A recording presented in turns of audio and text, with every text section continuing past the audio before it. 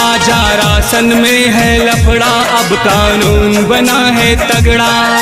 बिना अंगूठा लागे राशन ना मिल पाए रे। घर आजा परदेसी कोटेदार बुलाए रे। घर आजा परदेसी कोटेदार बुलाए रे।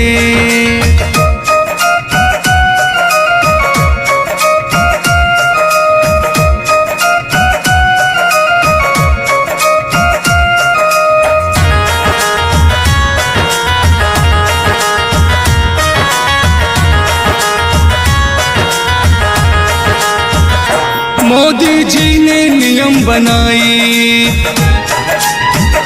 घर घर KYC करवाई। मोदी जी ने नियम बनाई, घर घर KYC करवाई। आने वाले